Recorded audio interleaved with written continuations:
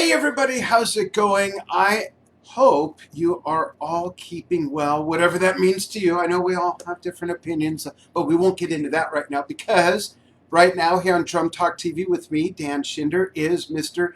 Peter Erskine coming to us from Los Angeles. I'm coming to you from Globe, Arizona, 100 miles east of Phoenix up in the mountains. Tell us where you're watching from and get your questions ready because we'll take a few questions for Peter. Peter, how are you? I'm fine. Thanks, Dan. Good morning and good afternoon, good evening, wherever our viewers are in the world. I hope you're all well. Yeah. Um, and despite Dan not wanting to get into it, hey, everybody, wash your hands, all right? And wear those Absolutely. masks. Whether you think you need it or not.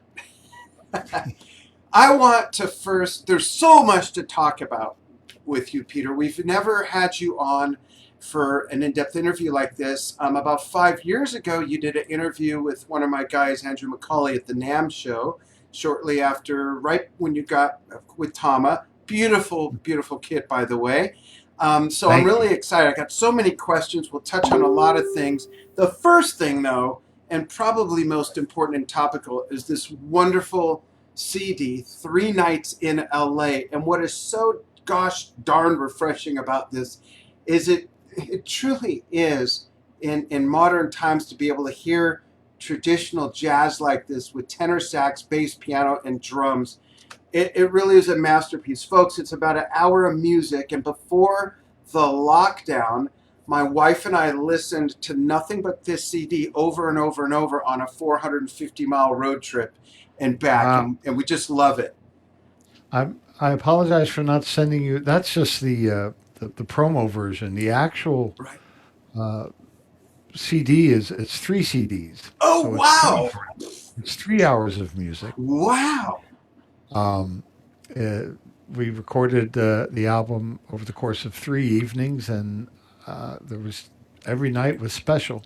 That's awesome. So it's a three CD set, and I was using an 18-inch Thomas Starr bass drum, just 12-inch rack, 14-inch floor, um, snare drum. These are Babinga wood, Right. with fiber skin heads, and uh, just four-piece kit and very simple miking. Uh, a couple overheads, snare drum and bass drum mic.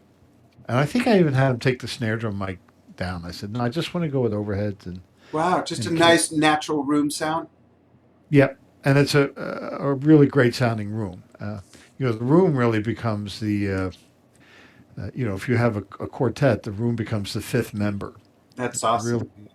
really, the sound of the space you're playing in becomes a big factor, of course. And I think a lot of times we don't let that enter our mental picture as much as we should sometimes in terms of playing choices and stuff like that. What is it about the room, Peter? Is it simply the acoustic treatments? Is it natural? Is it the size or shape of the room?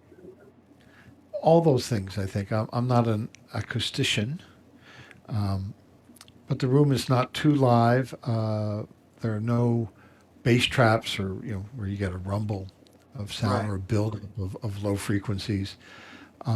It's not harsh sounding. Um, they spent a lot of time and uh, money, I think, and the science of it. I think acoustic science is a little bit of as much of an art as it is a science. Yeah, absolutely. Yeah. But they got it right. I mean, I remember hearing stories about people going to the Village Vanguard and measuring every possible dimension of the room and trying to figure out Wow. what the material is. And who can explain? There's so many factors, and if this is that, then that becomes the other thing. And um, the age of the wood Right. in the room, materials. I mean, I think that's why people like old drums.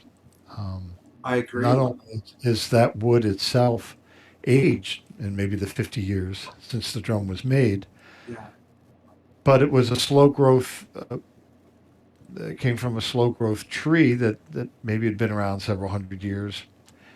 You know, when they got the timber for that wood. So uh, there's a lot of different things I think impact uh, the way a drum is made, and it's not just like they don't make them like they used to. I think in many respects, uh, drums have never been made as well as they're made now. But Yeah. there's something irresistible about an old drum set, Yeah, absolutely. snare drum. Are you, if you don't mind me asking, for lack of more politically correct terms, which I'm not a fan of anyways, are you a snare hoarder? Do you have a collection of snares through the ages and decades of evolution of drum making? No, my Okay. my my snare drum collection is personal. It's kind of random. Mm-hmm. I set out to, a Black Beauty from whatever year or this. I mean, I have uh, a mid '60s chrome over brass Dynasonic that I've had since I was in high school. Um, I've bought a couple of power tone snares along the way. Um, I have a couple of old Ludwig snares, like Superphonic. That's like really great. Yeah. Um, and I have an old Slingerland kit. So I have two vintage drum sets. One I bought from Steve Maxwell, who has two shops, one in Illinois and one in New York. And I found this online at reverb.com. And it was a white marine pearl kit from 1965. It had never been played. Oh, Uh, wow. it sat in a music store for years, and then in the basement of this building. And Steve came across it. He wouldn't even play it in the video. He said, "It's never been played. I'm not going to play it." Uh, and I saw it, and I was at one of my students' recitals at the University of Southern California, and I went. I saw like seven other people interested. I went, "I'm buying it," and it's a remarkable kit. I The way my camera setup is, I can't show you, but if anyone's interested, I'll send you photos. Yeah, send me a picture and I'll pop it in the comments later. Okay. Okay, I'll do that. And then I have a Slingerland Silver Sparkle kit from 1965, 66. They began making it in December of 65 and finished a couple of the drums, uh, or one of the drums in 1966 in January. Um, and that's a kit I like to use for certain projects where I just want a vintage, drum sound. Yeah. And there's just something about the decay, the envelope, the tone, the warmth. It's not an indictment of any kind against newer drums. It's just Of course. older drums have their own character, and so I have a couple of old drum sets, and I'll send you a photo of much of my snare collection. Now, if Okay. anyone's interested, um, since you brought it up, uh, I am selling some drums at reverb.com. Oh, Um, just drums that this will sound like blowing smoke, but I'm not. that's Um, okay. Drums should be played or really like appreciated, and some of these are great drums, but I just wasn't playing them. For example, one of the Craviotto AK brass drums, number 11. Oh, wow. Um, and my good friend Bill Platt, a retired snare drummer from the Cincinnati Symphony, he emailed me. He said, uh, "Steve Maxwell has one. You get it." So okay. Um, Bill's my collector guru, um, and it's a remarkable drum. It's great. I'm just not. I think I'm just not that much of a brass snare drum guy. Yeah. Uh, uh, and ultimately, I think I like playing wood drums. Mm-hmm. Now, the other timely announcement I'll make: This is a 4.5 by 14-inch Tama snare. Beautiful. I'll play it for you guys. It's a combination of spruce and maple, Oh, wow. and there's a reinforcing ring on the top, not the bottom head. 8 lug. Mm-hmm. The goal was I'd like to have a snare drum with my name on it. That number one is a drum that every drummer can add to his or her collection, so they'll have a great, versatile yet jazz appropriate snare. Awesome. And the most important thing, in addition to it being a great instrument, of course, is it has to be inexpensive. Um, I'm not interested in making money. I'm interested in this drum becoming a part of people. It'd be nice if people buy enough of them, I suppose. But I make a good living. So uh, this is a prototype, but I think they'll probably come out maybe at the next NAMM show next January. I'm Great. very excited. This finish, I think, looks pretty good. It does. Can you click on the overhead and hold it so we can see the shell? I think it'll be a closer view. Check this out, folks. Yeah, there. Oh, it's gorgeous. Yeah, It's just, yeah, that's beautiful. there we go. But let me play it a little bit. I'll turn off Sure. my voice mic and play a little bit. Okay.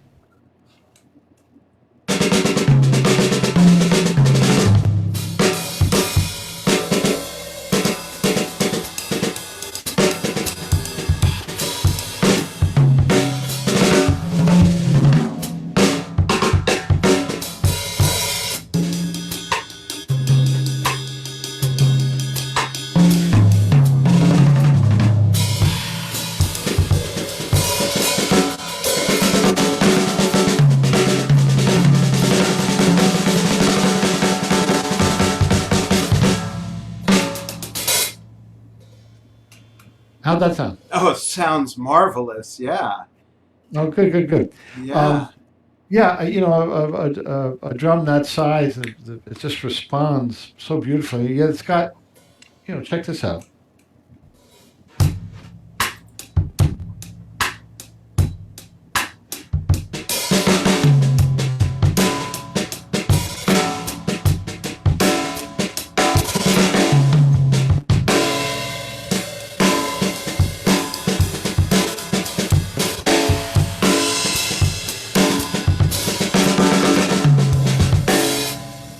It sounds great. I think, yeah, I would normally mute that a little bit, but Yeah, no, that sounds fun. I have a couple weird things, and folks, I'll take questions in a moment, so keep them coming. And Peter, maybe you want to turn on the front camera again. I forgot. I forgot. That's okay. You mentioned That was a good question. Slingerland, and Slingerland is close to my heart because um, back in the day, there was a gentleman by the name of Mel Zelnick, and Mel Zelnick owned a music shop that was close to where I lived at the time, but not the music store that I went to. But it was near me in Canoga Park in the San Fernando Valley, called Music Stop. And Mel had played with people like Artie Shaw back in the day and things like that. Whereas I grew up going to Sidney Kay's music scene at Tampa and Victory in Loman's Plaza in Reseda, because I lived around the corner from there till my parents moved when I was 10 to the West Valley, farther west. And so, anyways, in 1977, my father took me to see Led Zeppelin. And when I saw what John Bonham was doing with timpani drums set up with his regular kit, after I got my hearing back a few days later, I told my parents, I want something and I'll do anything for it. And I played timpani drums in concert band at school at the time. I said, I want a pair of timpani drums. Now, what parent is even like receptive to something like that? My parents did not have a lot of money. So I asked, and that was the end of that. For about a month, this guy shows up in a van with his granddaughter, who was about my age at the time, 14. It was Mel Zelnick. My parents bought his original pair of Slingerland fiberglass pedal-tuned timpanis from, I believe, 1959. I still Wow. have them. They're set up with my big progressive kit. I'm the second owner. and I just love these as an instrument. And I dug rosebush holes for my mother for about the following 25 years to pay that off. And they paid $700 for both of them. And they're weird sizes, Peter. They're 27 and 29 inch, which is, those are weird sizes, right? Typically it's even numbers with timpani drums. But I still have them. They still work. I love them. They're my favorite instrument. And when you talked about wood aging and things like that, my main kit, which I'll send you a picture of, man, it's gone through periods of when I left music for a little while and I wasn't playing professionally, wasn't even playing for fun much. They were in storage when I lived in Ventura by the beach for years, and that's where I took them out of storage. They were in storage for a while in Las Vegas when I was working in Australia for a couple years. And it's amazing how great they sound. I'm a Remo guy like you, and I tried the Remo color tone heads. None of the drums have bottom heads, and they sound amazing. As effed up as they are from traveling around the country a few times and being stored in weird weather conditions, they sound amazing. What kind of drums are they? They are, the nucleus is a 5-piece Tama Imperial Star. Then there's 5 other drums that are from my first drum set, a 5-piece Pearl kit from 1970. And I have 2 concert toms that were 1975 Slingerland chrome concert toms. But in 1983, I had them all painted the same color that I mixed. It's this color blue that I gave to a guy who painted show cars, and he painted them all. And the reason they don't have bottom heads is because when I first had them painted, they came back the wrong color. They were really dark. But I had a studio session like in a few days. So I said, I told my tech, who still great friends with, I said, let's just put on the top heads, less work, because we got to take all this apart and send it back to the painter after the weekend anyway. So we did that, and the drums just sounded amazing in the studio. So when I sent them back out and got them back, I never put the bottom heads back on since 1984, and they truly sound amazing. They really do. Oh. Yeah, it's a big, ugly kit, you know, I play a lot of progressive rock and stuff like that. It reminds me of the single head tom thing. You folks might want to check out. There's a drummer named Jake Reed, Reed, former student of mine at USC. Okay. Jake is doing a lot of recording in his home studio, and his first kit was I think it was a Ludwig Vistalite with no heads on the bottoms of the toms, and it sounds great for that sound. That style of music. Barrymore Barlow of Jethro Tull had a really big blue Vistalite with no bottom heads, and it sounded amazing. It was big in the 70s. Phil Collins, Carl Palmer. When I joined the Stan Kenton band, my Ludwig Maple kit, I didn't have the bottom heads on the tom-toms or the bass drum. There's a recording on YouTube of Buddy Rich sitting in with the band playing on that kit. It was at the Monterey Jazz Festival. Oh, wow. And it's pretty stunning to hear. Now the snare drum was my Rogers Dynasonic, but the way Buddy makes these drums sound is number one, remarkable. And it was fun to hear that, because I always remembered that night. But shortly afterwards, I ran into Mel Lewis, and he read me the riot act. Oh, really? For not having the bottom heads on my tom. So when I finally got my first drum company deal, it was with Slingerland in early 1973. And I started playing on a 14 by 22 inch bass drum, 13-inch rack. I think it might have been a 16 and an 18-inch floor tom, or 14 to 16. I can't remember. But great drums. It wasn't that Buddy's first brand, Slingerland, before he went to Ludwig? Who's that? Buddy Rich, I think, started with Slingerland. Oh, Buddy played a lot of different drums. He played Ludwig several times throughout his career. He played Rogers, I think, too. He played Slingerland. He played Ludwig. Let's see, he played Rogers, of course. He played Fibes for a minute. He played Vox. Oh, wow. He had a replica Radio King kit that someone built for him. Um, After he'd gone back to Ludwig, and I can't remember what else. I got to play his fives snare drum.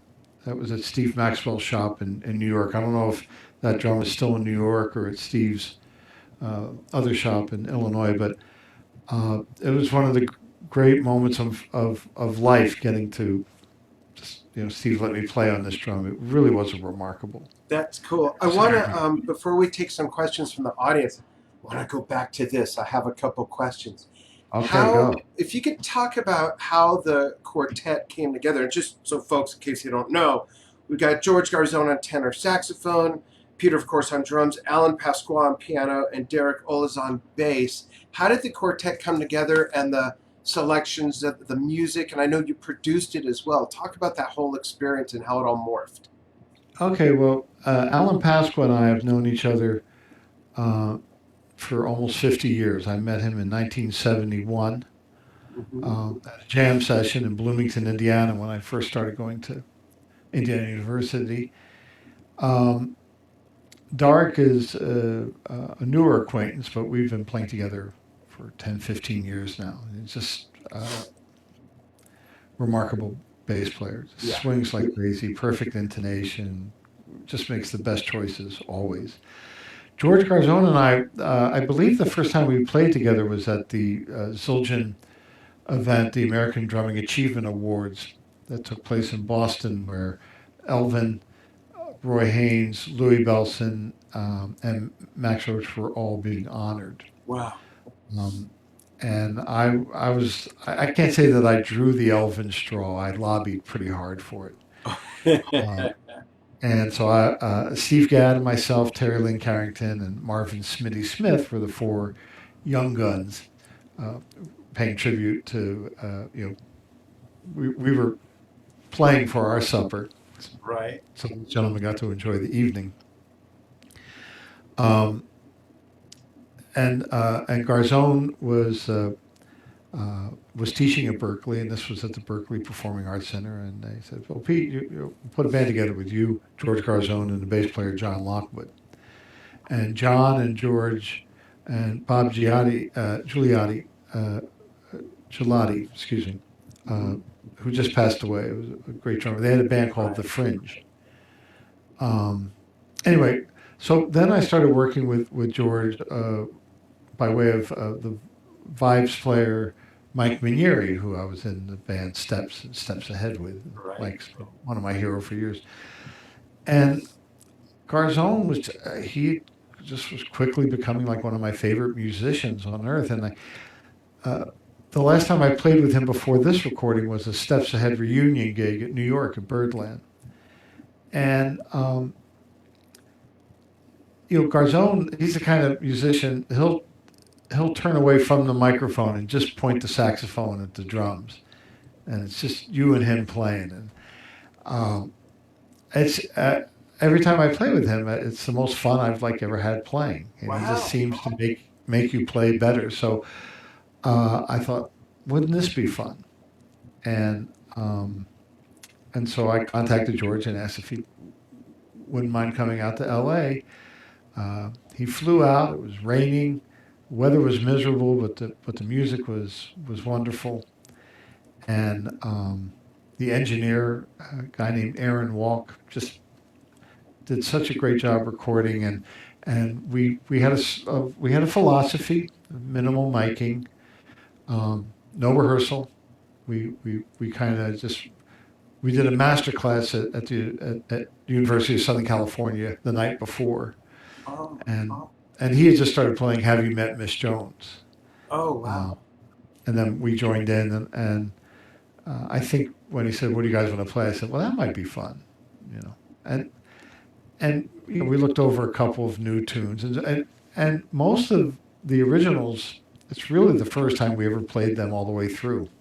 Wow. So everything's very fresh, and the reason I did that is not because I'm a purist. The reason I did it is because my favorite records were made that way. That's, there are some production albums that are a lot of fun, And I guess it's like, going to see a Steven Spielberg movie or something like, wow, what a production. But a lot of other times I'd rather see something that's, just improvised, or maybe go see a play in a theater or something. Yeah, something more grassroots. Of course, right now I'm binging. So guess what I'm binging on now? What's that? The Sopranos. I've started.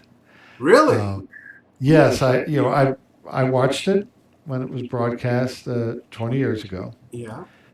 Wow, that was But 20 years ago? yep, Wow. there's a podcast now that Michael Imperioli and one of the other actors, um, Steve something, I always forget his name, uh, where they're episode by episode, they're just talking about each episode in Instead of the detail. director's cut, it's the actor's cut.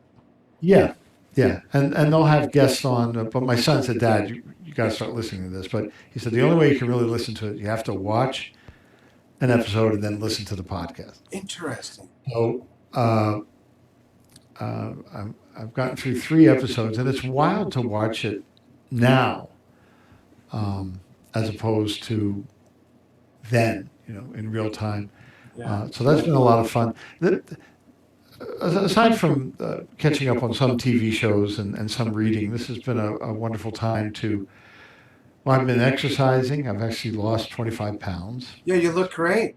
Well, thanks. I feel good. I have a long ways to go, but finally I feel like I got over the hump. Yeah. Learning software, like I think there's nothing unique here. Me and 2 million other people are learning Adobe Premiere. Yeah. But or trying to learn Logic better, or Pro Right. Tools. And it's fun. It's a fun time of learning. That's great. I teach at artistworks.com, and I just signed up for ukulele lessons. Oh, wow. Because it's great. It's got all these lessons, and That's um, awesome. and if you and now we were talking about this earlier. Now I'm trying to learn how to put together a Patreon site. Several years ago, the library at Stanford University requested my entire tape library. That's reel-to-reel tape, Wow. master tapes, cassette tapes, DAT tapes, videotapes of every type, hundreds of items, and everything has been digitized. And we had input everything into a database, but now we're converting that database to a spreadsheet. And I'm going to make some of these tracks available on my Patreon site. This is stuff you'll never find anywhere. That's awesome. Wow. All the That's bands I've great. worked with, I was always pretty active in terms of board tapes or taking photos. So A lot of chronicling of things. Yeah. yeah. I was the band Chronicler and Weather Report and some other groups. So folks, if you're interested to hear some stuff that, if you're a fan and you've never heard before, I'm just putting the site together. When it's up, we'll do this again and we'll talk about it. That'd be great. Okay, do you know Zach Albetta? I don't think I do. He's a drummer and educator. He's based down in Atlanta now. Okay. A very sharp guy, and so I wrote to Zach. Hey Zach, give me some advice. So I got an email from him this morning. He said, change the pictures. Oh. That's Okay. funny. Let's take some questions from the audience. I'm going to go through here. Thanks everybody for chiming in and watching. We appreciate it. Let's see.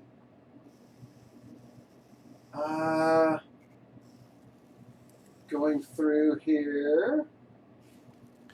I can't see these, but Edward Tucker comments that Buddy Miles never used bottom heads. Buddy Rich is started. Edward Tucker online? What's that? Did you say Edward Tucker? Yeah. Well, speaking of snare drums, I just bought an incredible snare drum from him, a Slingerland, Oh, wow. red satin flame.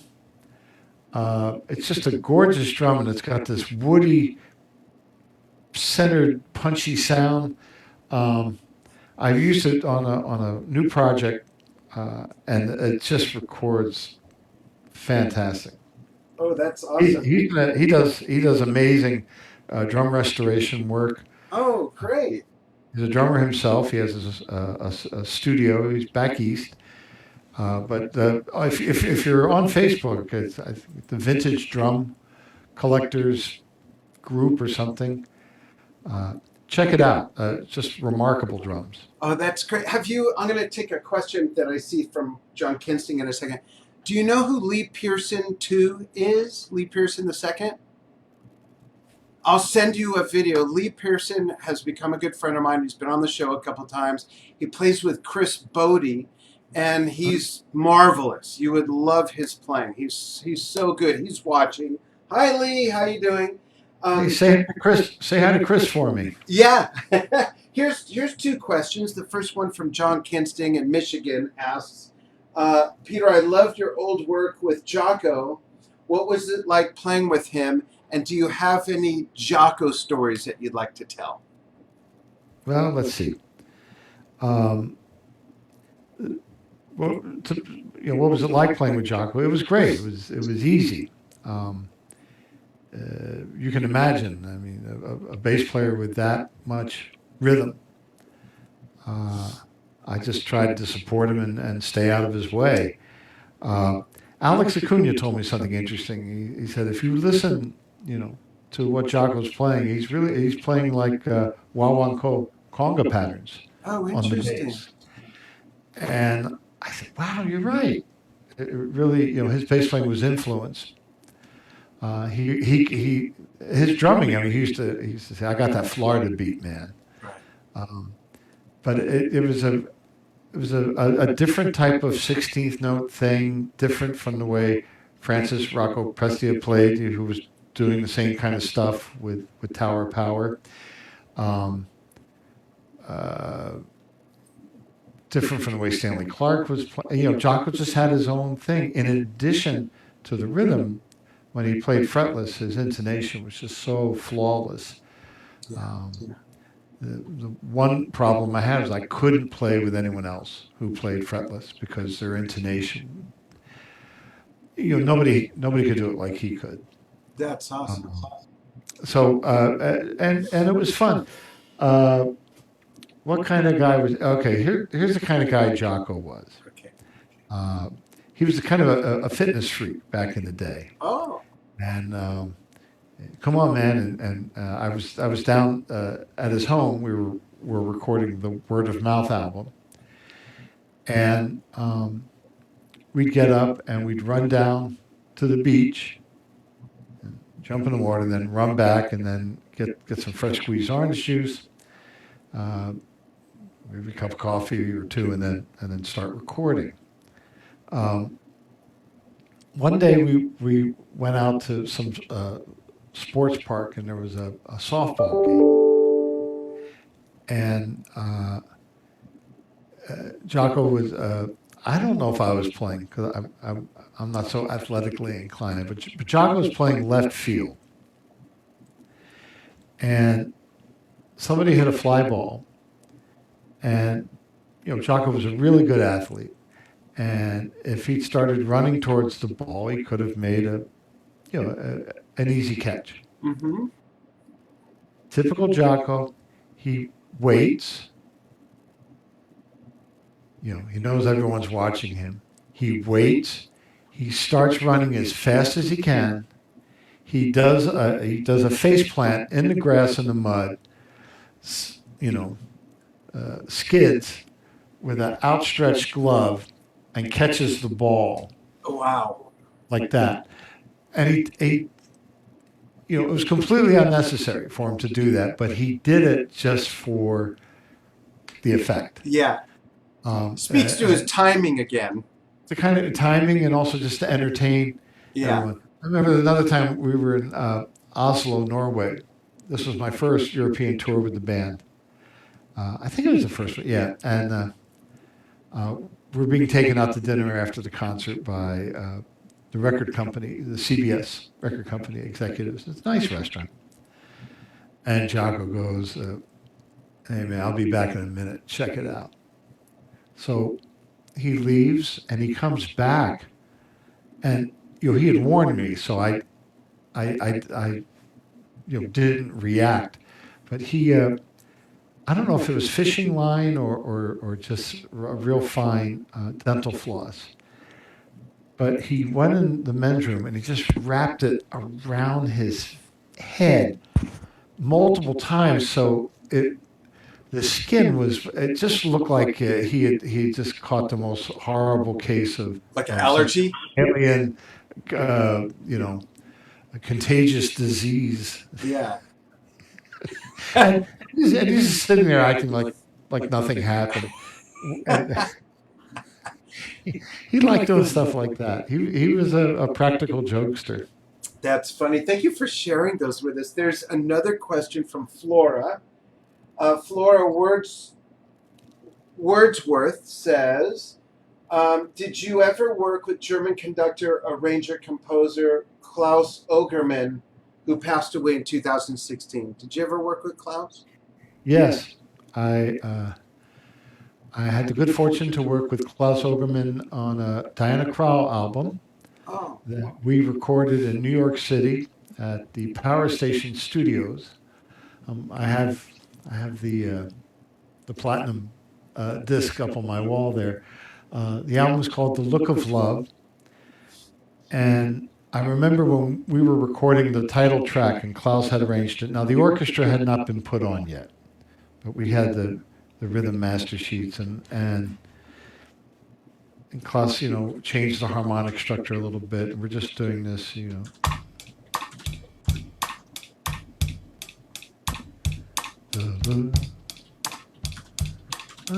something like that. And we got it in one take, but I remember I'm going, oh my God, I'm playing a Klaus Ogerman arrangement. This is like unbelievable. He was the sweetest guy. oh, how neat. And it was, but here's a funny story. I'm not a smoker, but I was Right. for a few years. I started in the middle of a Steely Dan tour. I was already 40 years old, which is Oh, idiotic. wow. It was after a really terrifying, frankly, flight. And Oh. road manager gave everybody a cigarette and said, "Light up, you're having a cigarette." So anyway, I bought a pack of cigarettes, and I'd smoke like 3, 4 a day. I wasn't a heavy smoker, but I bought a pack and I wanted to have a cigarette after lunch. And I couldn't find my pack of cigarettes. And then I saw it with Klaus's stuff. And I thought, oh, that's funny. I wonder if he's like a Klepto. thing going there. Well, I knew they were my cigarettes, so I grabbed them and put them in my pocket. The next day, Klaus is like, he goes, I had 2 joints and I put them inside a pack of cigarettes for safekeeping, and somebody took them. He said, I was really looking forward to going back to my hotel room. That's I'm hilarious. sorry, man. Well, they're still in there. Funny. I think I was surprised I found them. I said, what the? Oh, okay. Here's a question. Thanks. That's hilarious. Here's a question from Brian Kuderbach.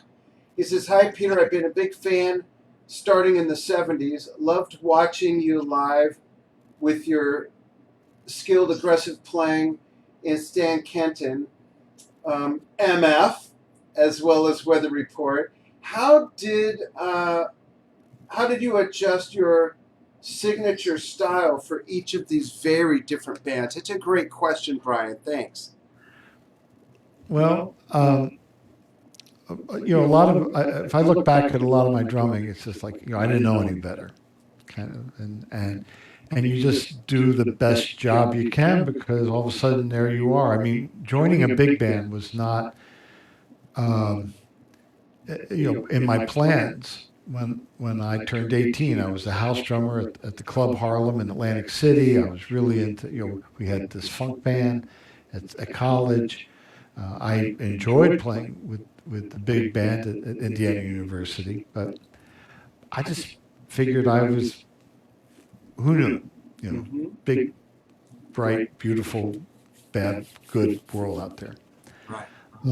I get called to audition for Stan, and so looking back, there are a lot of things I wish I'd known or had listened to, even though I'd grown up, a fan of the Kenton Band because I'd gone to the summer camps and I loved a lot of that music.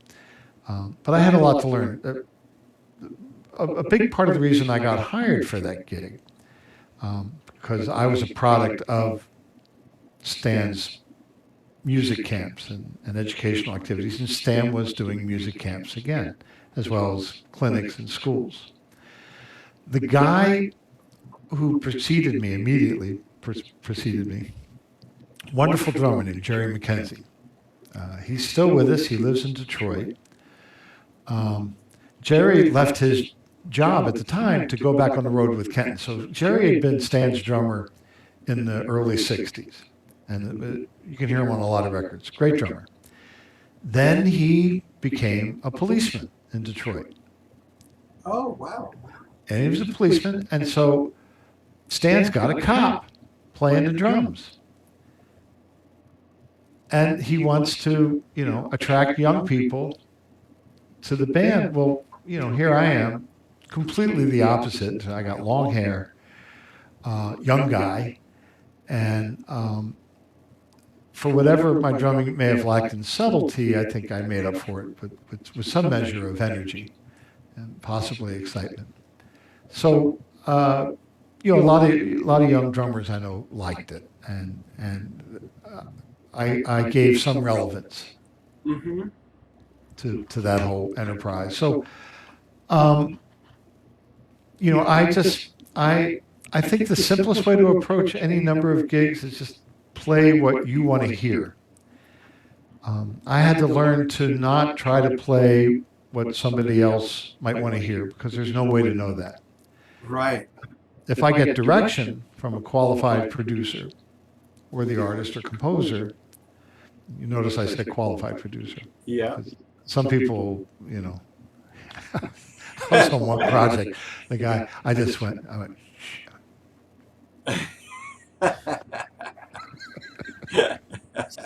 don't even think of possibly going there with me. And that's part of in recording. You can make your wishes known, but it's in choosing the musicians. You set them free. Let them do what they do best, which is to create. So a lot of the band leaders I worked for were pretty liberal that way. Mm-hmm. They encouraged me to be myself, including Joe Zawinul, who could be quite a control freak, but Joe was, man, we don't want you to sound like somebody else. We want to hear you. And Donald Fagen was Steely Dan at one point. He said, I don't care about that famous drummer or this other famous drummer who played on our records. Let's hear your stuff. That's great. And Keith Carlock is the perfect drummer for that band now because he can provide all this stability, the rock solid backbeat drumming they need, and yet give them all the voodoo. Yeah. That Walter Becker's no longer with us. I'm sorry to say, but what Donald Fagen was looking for. I mean, one time Donald came up to me during rehearsals with Steely Dan, said, "Listen, why don't you play it like you're Tony Williams and you just took some LSD?" I said, "I'll try, but I just don't hear it." Yeah, and how do you create that in your mind? Like, what is that? I tried for about 10 seconds and just said, this is the way I'm going to play it. That's hilarious. If he likes it, cool. If he doesn't, fine. Back when you were doing Weather Report, did you guys know then? This sounds weird. Did you guys know what you were doing? What I mean by that is, how calculated was the innovation, or did it show as innovated as it became after the fact when there was more context built into the times and everything? Was it that calculated, or were you just guys doing your thing and this is what it was, and it was seen as, you know what I mean? It's kind of I don't know if I'm asking that properly.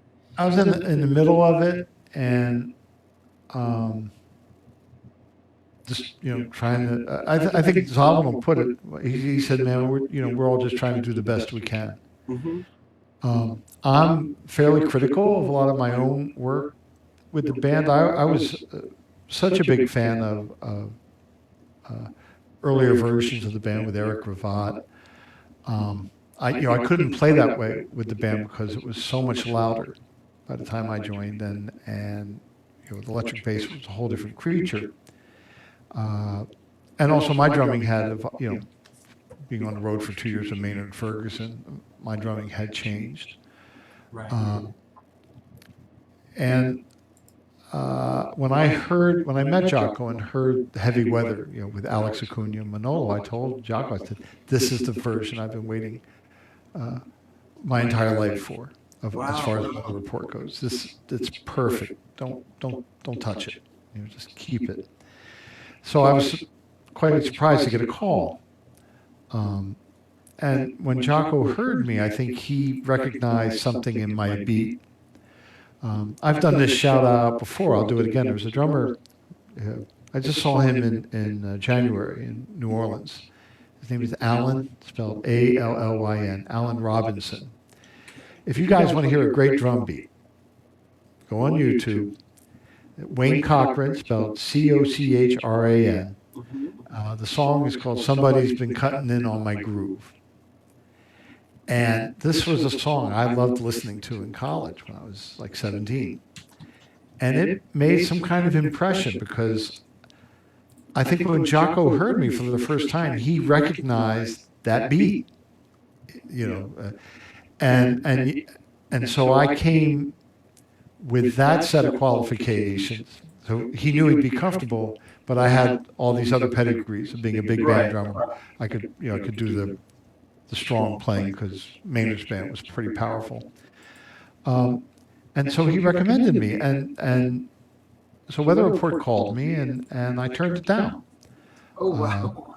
Because they wanted me to fly out, and I was only free for 1 day. I could do 1 day of recording, and I knew I wasn't ready.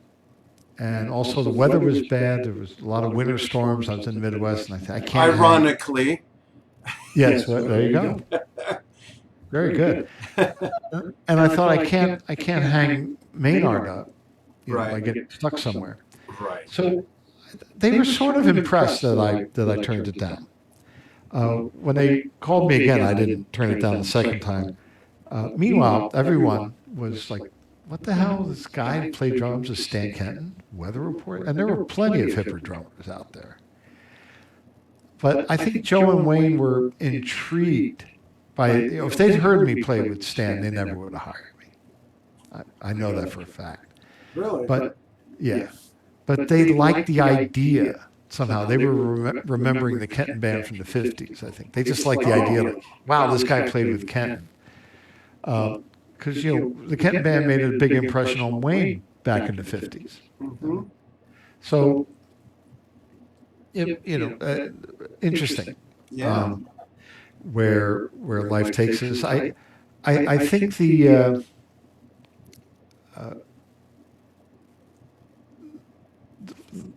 balance of luck in our lives.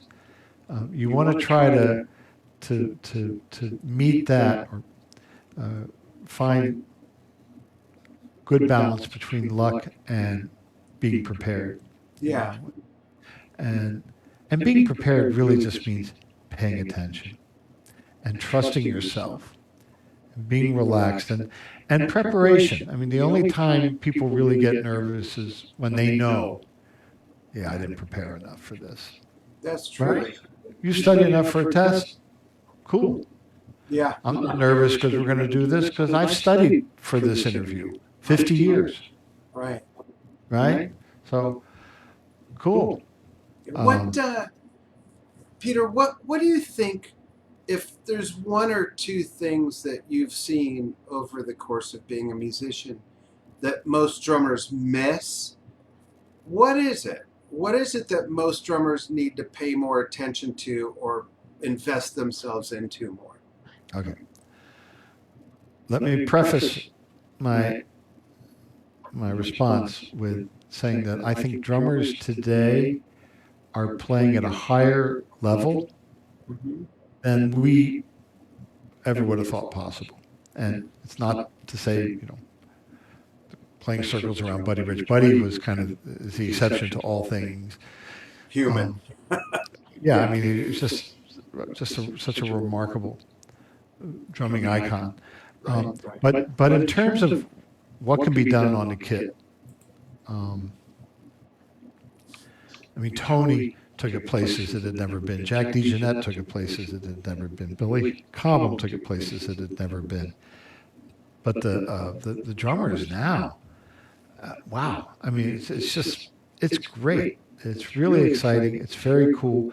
The density level of a lot of it is, I can admire it. It's not a thing that I'm drawn to. Right. So I don't offer this next part of my response as this is the way it should be. Right. I can only say what works for me. Yeah. And what works for me is understanding that just about every rhythm I play comes from tone. It comes from a place of tone. And when I get a sound,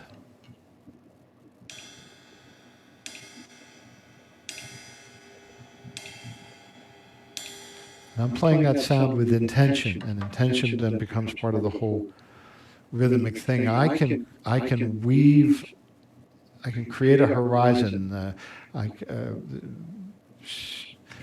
valleys and mountains, and I mix my metaphors, and I can weave throughout the texture and fabric of the music, because my antennae or my radar is tuned into that. When it was tuned into performing, Yeah. I missed all that. So for me, performing and getting tight and playing more notes than I needed to just effectively blocked me off from the way I wanted it to sound. And I was smart enough to, when I would hear it back, I go, it's close, but I know what my intention was, and I'm not connecting to the intention. Interesting. And I had to realize, I had to stop fighting the instrument, as well as fighting the musical process. Very interesting. Thank you.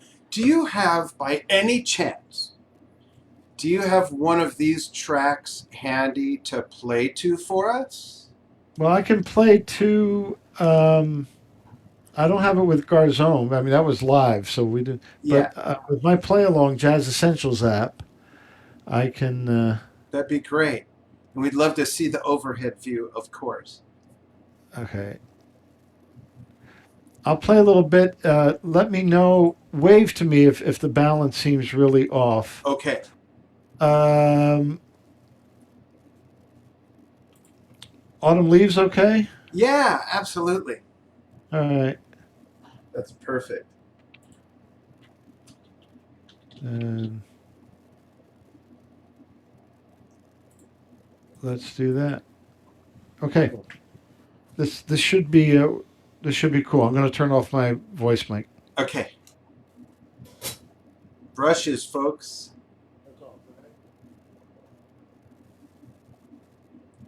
1, 2, 1, 2.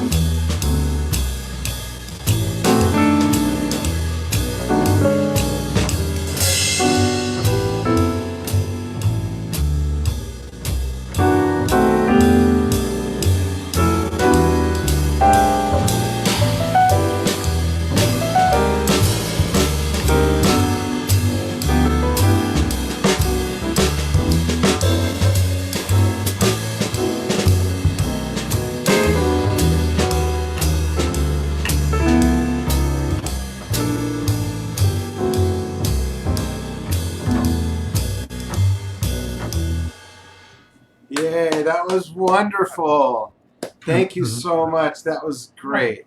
So Thank that's the Jazz Essentials play along app, and so I can take the drums out, take the click out. You heard me just do a quick fade on the you. piano. Yeah, that's great. We have a Thank big band app where you can solo the drums, or you can minus the drums, or percussion, or the bass, or the guitar, or first trumpet, or second trumpet, first trombone, bass trombone, alto, Wow. tenor, bari sax.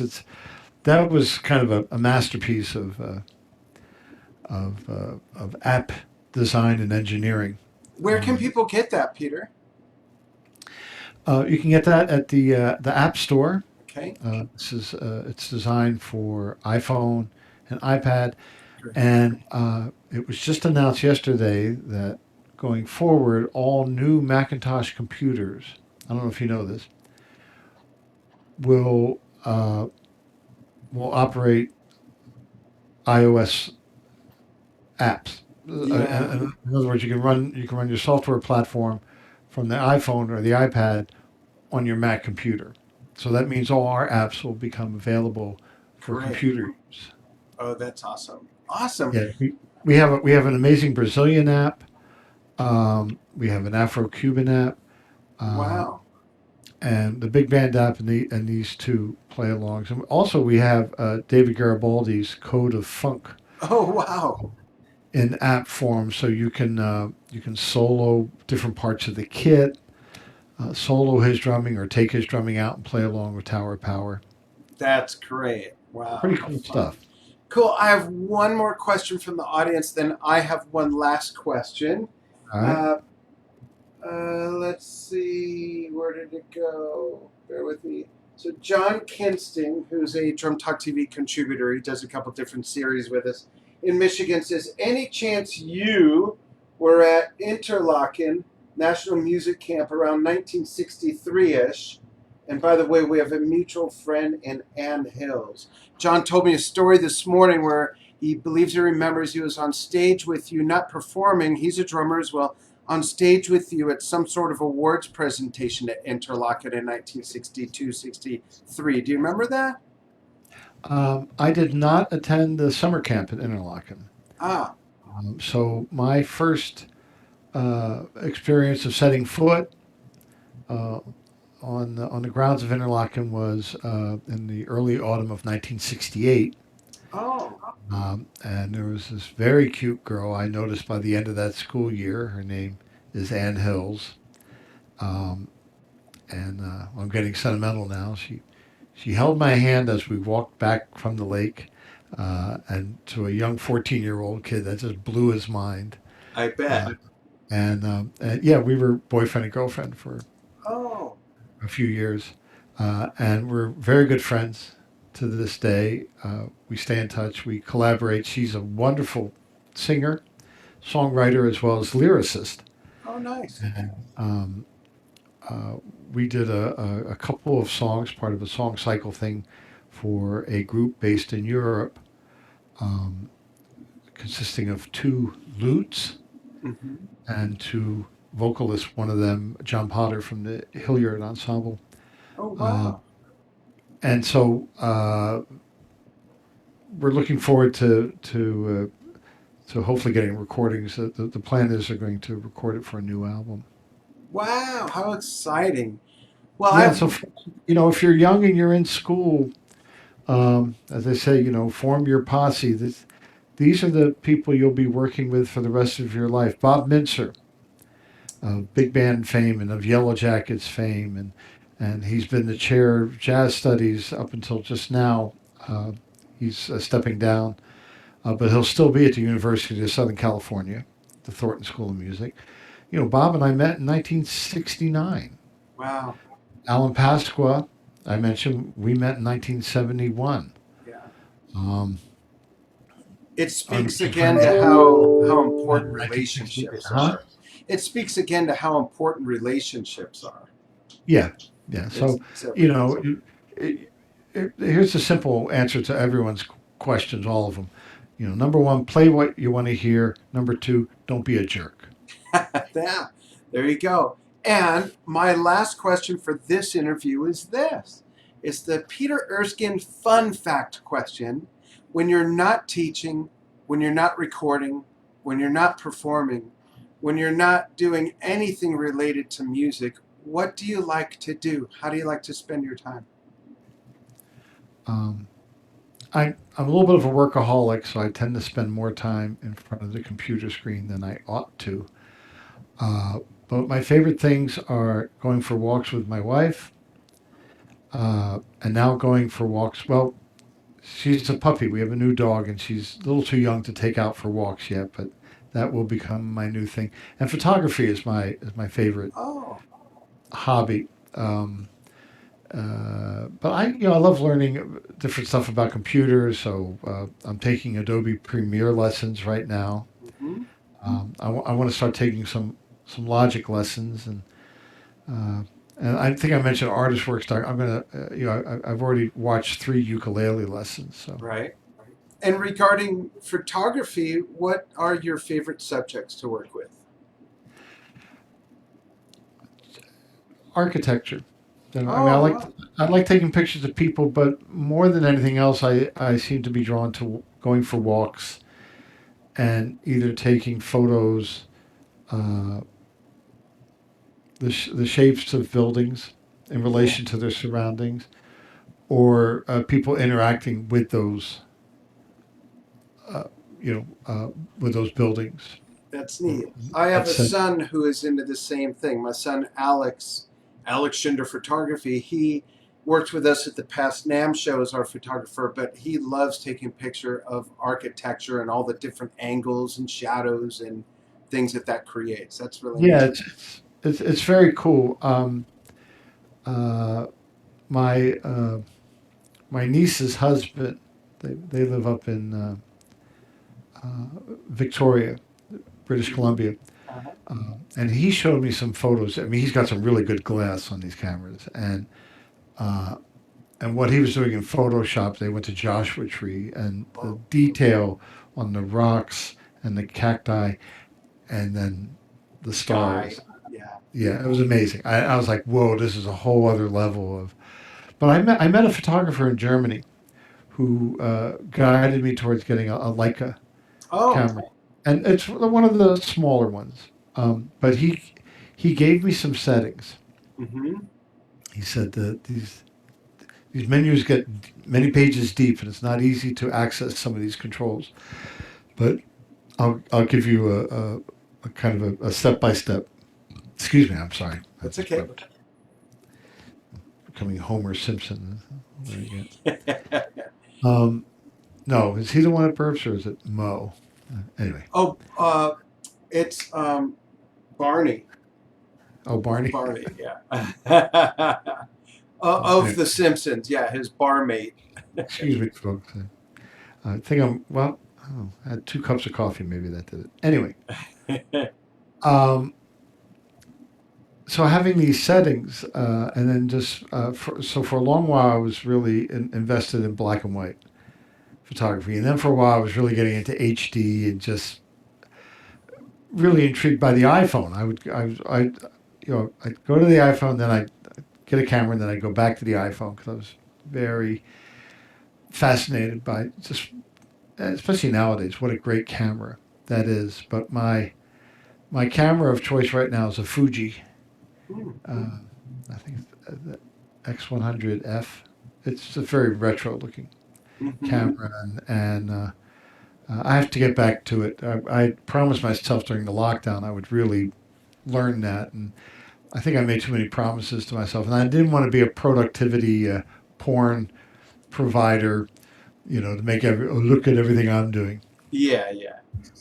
That's funny. So I like. I have been keeping a list. The greatest thing about the lockdown, in addition to whatever spiritual growth, and I'm not being insensitive to the death and the suffering, Yeah. and I feel awful for everyone who's suffered or has lost someone. Um, but we're all in this situation together, and a lot of us are confronting amounts of time that we haven't had before. Right. I feel very lucky because we have a backyard. We live in California. Um, just I think I overpromised to myself the things I would want to get done. Um, but I've caught up on just about every household chore, everything it needed fixing. Replacing lamp switches and I getting keep thinking very that. handy. I keep thinking that, but my wife, who you met before we went live, she keeps adding to that list somehow. I'm not sure what's going on with that. And you mentioned iPhone photography. That's about all I've had time to kind of get my head around. And I love gardening. So the first thing I do in the morning when I get up is I throw a bunch of bird seed out for the birds and I water. There you go. And I do a lot of macro photography of my flowers and little like bumblebees and bugs on the flowers. I just love that. I post more Wow. of that on my personal Facebook page than I do of our 11 combined kids and 19 grandkids. It's all about the cat and flowers. With the iPhone, huh? Yeah, I'm amazed. And it's not even the newest model. It's a 6 Plus, and I cannot believe the detail I can get really up close. Just What? Wow. amazing. I And got to depth know of something. field. Yeah. Well, great, Peter. Thank you so much for your time, and thank you, everybody, for following what we do. I really appreciate it, especially in these really bizarre times. And Peter, please. One, Yeah, if okay, one commercial announcement. sure, Uh, please. this is a book I co-wrote with Dave Black. Oh, We've done it wow. called Drummer's Lifeline a while back. This is the musician's lifeline, Oh, brilliant. There it is, Musician's Lifeline. right? And there you go. Yeah. And this is there were 7 questions that I sent to 250 musicians, most of them friends, but some heroes that I hadn't met yet. And Mm-hmm. um, we heard back from 165. It's not a bad rate of return. Yeah. Here are the questions. Okay. What's the best advice you've ever received? Oh, What's the best advice you've ever given? Now, I told everyone short answers are preferred. Occasionally I yeah. get a 5-page document, but what's the one thing you'd have done differently in your studies or career? Best travel advice, kind of a moot point now, but best sight reading advice. Next time you and I get together, I'll show you some sight reading stuff. Yeah. Do you have any business advice for a musician? And finally, any advice relating to people skills? And the answers are remarkable. Oh, wow. I'm going to get that. We also get into auditioning within the school setting or auditioning in the real world for a gig. Some incredible advice. Great. So, number one, if you're auditioning, here's one thing to remember. The people sitting on the other side of the table want you to win. They're on your side. They want you to succeed. They're not there against you. So, if you can tap into that power, it might prove helpful. The other thing, the overriding response to would you have done anything differently? Can you guess what that was? Practice more? Warm. And a few people did say that, but Study the more? overall response was that they would have been more serious about piano. Oh, wow. Brilliant. Of course. Yeah. And so my hope was, wow, if someone's kind of on the fence because they have to take keyboard proficiency or piano, like maybe they'll dive in and really learn how to read at the piano. Because, boy, what I sure wish I could, Yeah. I mean, I play enough piano that I wouldn't play at a party. So I'm not that good. Yeah, I'm the Uh, same way. I learned when I was like 10, 11, 12, did it for a while and kind of never went back to it whatsoever. it's a beautiful instrument. Yeah. I have a very nice Yamaha piano here. You know what? It's a disc clavier as well. So the next time we do this, I'll do a play along with Monty Alexander. Oh, that'd be awesome. It's something I have my students do, and I'll look forward to coming back. And now, do Thank you want you. me to stick around after you sign off? Yes, please. All right. Please. Yeah. Thank you, Peter, and thank you, everybody, for joining Peter and myself here on Drum Talk TV. If you missed any of this, go back and watch it from the beginning. Lots of takeaways and fun stories and demonstrations. Thank you so much for following what we do here on Drum Talk TV. Stay safe, everybody.